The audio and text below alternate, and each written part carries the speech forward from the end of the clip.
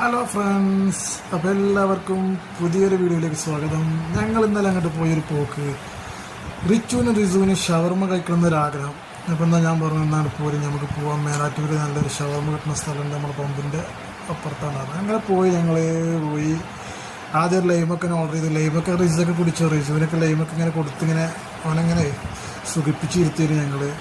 അതൊക്കെ കഴിഞ്ഞിട്ട് റിച്ചുണ്ട് ഒരു ഷവർമ്മ ഓർഡർ ചെയ്യുന്നത്. റിച്ചുവിന് മാത്രമല്ല ഷവർമ്മ കൊടുത്തോളൂ. എനിക്കിഷ്ടമല്ല ഷവർമ്മ. അപ്പോൾ റിച്ചുവിന് കൊടുത്തു. പിന്നെ റിസുവിനെ കഴിക്കൂലല്ലോ.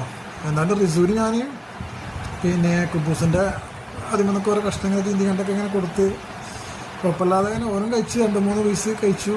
പിന്നെ അവനക്ക് മുട്ടായി കൊടുത്തിരുന്നു. മുട്ടായി അവൻ അതും കഴിച്ച് അങ്ങനെ ഇരുന്നു. അത് കഴിഞ്ഞിട്ട് അവൻ ഉപ്പച്ചിൻ്റെ ചാവി വേണമെന്ന് പറഞ്ഞിട്ട് ഭയങ്കര വാശ. ഇങ്ങനെ ഉപ്പച്ചിൻ്റെ ചാവി കൈ കൊടുത്തപ്പോൾ ചാവി ഒരേ കടി ആണ്. അതും കഴിഞ്ഞ് ഞങ്ങൾ റിച്ചുവിനെ ഷവർമ്മ തിന്നിട്ട് നോക്കി ഇങ്ങനെ ഇരിക്കുകയാണ്. റിച്ചുവിനുണ്ടോ അനിയനാണ് അപ്പുറത്തിരിക്കണേ, അവന് കൊടുക്കട്ടെ എന്നുള്ളൊരു ചിന്ത.